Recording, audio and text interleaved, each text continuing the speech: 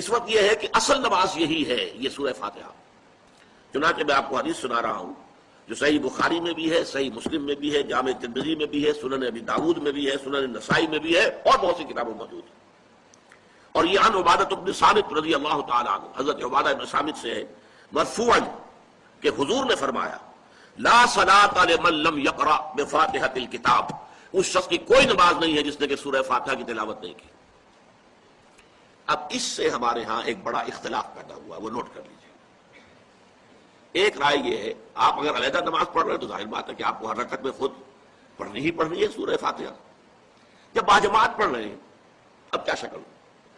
امام پڑھ رہا ہے سورہ فاتحہ تو کیا مقتدی کو بھی پڑھنی چاہیے؟ اس حدیث میں جو الفاظ کی شدت ہے اس کی بنا پر رجحان یہ ہوتا ہے کہ یقیناً اس صورت میں ہر شخص کو لا صلاۃ لمن لم یقرأ بفاتحۃ الکتاب، جس نے کہ فاتحہ کی تلاوت نہیں کی، قرأت نہیں کی، اس کی کوئی نماز ہی نہیں۔ تو یہ موقف ہے امام شافعی کا، یہی مسلک ہے ہمارے اہل حدیث بھائیوں کا کہ آپ چاہے اکیلے نماز پڑھ رہے ہو، چاہے امام کے پیچھے پڑھ رہے ہو، اور چاہے امام جو ہے وہ جہری رکعت پڑھا رہا ہے اور چاہے سری رکعت پڑھا رہا ہے۔ خاموشی والی رکعت سورہ آپ کو معلوم ہے کہ نماز جو ظہر اور عصر کی ہے تو چاروں رکعتیں جو ہے وہ سری ہیں، مغرب کے اندر آ کر دو جہری ہیں ایک سری ہے، عشاء میں آ کر دو جہری ہیں دو سری ہیں، سورہ اور نماز فجر کے اندر دونوں جو ہیں وہ جہری ہیں۔ تو چاہے جہری ہو چاہے سری ہو، آپ کو بھی لازماً جو مقتدی ہے اسے بھی سورہ فاتحہ پڑھنی ہوگی۔ اب اس کے لیے انہوں نے یہ طریقہ جو ہے تلقین کیا ہے کہ امام تیزی سے نہ پڑھے، رک رک کر پڑھے الحمدللہ رب العالمین، اس کے بعد اتنا وقفہ دے دے کہ جو مقتدی ہے وہ بھی کہہ لے اپنے دل میں یا اب پڑھ لے الحمدللہ رب العالمین الرحمن الرحیم۔ تو یہ رک رک کر پڑھنا، خاص طور پر اگر آپ کو موقع ہوا ہو کسی اہل حدیث امام کی امامت میں نماز ادا کرنے کا تو آپ دیکھیں گے کہ بڑا فرق ہے۔ ہمارے جو حنفی امام الحمدللہ رب العالمین الرحمن الرحیم مالک یوم الدین ایاک نعبد و ایاک نستعین، چار آیتیں جو ہیں وہ بھی ایک ساتھ میں پڑھ جائیں گے۔ لیکن یہ کہ عام طور پر جو اہل حدیث حضرات ہیں وہ رک رک کر ٹھہر ٹھہر کر پڑھتے ہیں، ترتیل کے انداز میں پڑھتے ہیں۔ یا پھر دوسری شکل انہوں نے ایک اور کی ہے، یہ آپ سعودی عرب میں جب کبھی نماز پڑھیں گے اور آپ پڑھی ہو آپ نے تو وہاں آپ دیکھیں گے کہ امام جو ہے وہ سورہ فاتحہ پڑھنے کے بعد کوئی ایک منٹ جو ہے خاموش رہتا ہے تاکہ آپ اب جو مقتدی ہیں وہ اس وقفے میں وہ اب سورہ فاتحہ پڑھ لیں، پھر وہ قرات کرے گا، کوئی اور آیات اس نے شامل کرنی ہے تو بعد میں شروع کرے گا، درمیان میں وقفہ ہوگا۔ لیکن ایک مسلک یہ ہے، اور یہ مسلک جو ہے یہ در حقیقت قرآن مجید کی ایک آیت کے اوپر مبنی ہے۔ سورہ اعراف کے آخر میں فرمایا گیا وَإِذَا قُرِئَ الْقُرْآنُ فَاسْتَمِعُوا لَهُ وَأَنصِتُوا، جب قرآن پڑھا جا رہا ہو تو توجہ سے اسے سنو، خود خاموش رہو۔ اب یہ قرآن مجید کی آیت ہے، اس کے بنا پر ایک رائے یہ ہے کہ آپ امام کے پیچھے سورہ فاتحہ نہیں پڑھیں گے، پڑھا جا رہا ہے سنو اس کو، خود خاموش رہو۔ اور اس کے لیے وہ دلیل دیتے ہیں کہ یہ شکل ایک وفد کی سی ہے،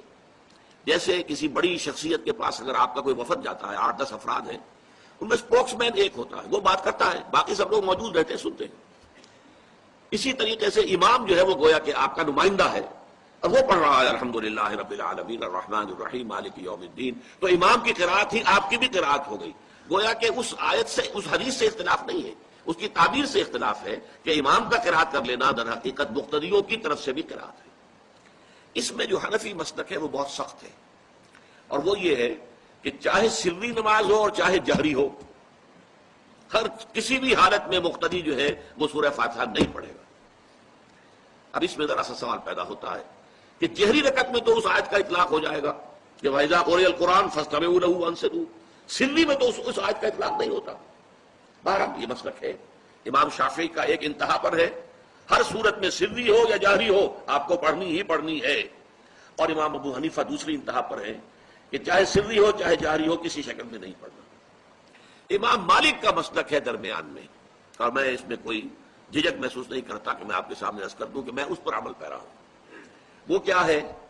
جہری نماز میں خاموش رہو اور سنو، اس آیت کا اطلاق ہو جائے گا جب بلند آواز سے پڑھ رہا ہے امام تو پوری توجہ، فَاسْتَمِعُوا لَهُ، اپنی پوری توجہ کو اس کے سننے کے اوپر مرکوز کر دو اور خود خاموش رہو۔ سری رکعت میں البتہ جبکہ وہ بھی خاموشی سے پڑھ رہا ہے، آپ بھی خاموشی سے پڑھ رہے ہیں۔ بہرحال ان چیزوں میں میں نے یہ سب کو بیان کیا ہے تو اس سے جو میرا مقصود ہے وہ یہ ہے کہ معلوم ہو جائے کہ اس میں کوئی بڑی بنیادی بات نہیں ہے، نہ یہ کہ جو حنفی ہیں وہ اس حدیث کا انکار کرتے ہوں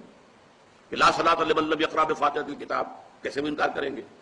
اور نہ ہی کوئی جو حنبلی ہے یا اہل حدیث ہے وہ قرآن کی اس آیت کا اختلاف کر سکتا ہے کہ اذا قرئ القرآن فاستمعوا له وانصتوا، لیکن یہ کہ اس کے پھر اس سے جو احکام کا استنباط ہے اس میں اختلاف ہو جاتا ہے، تو اس کو نہیں سمجھنا چاہیے کہ یہ کوئی بہت بڑی اہمیت والی بات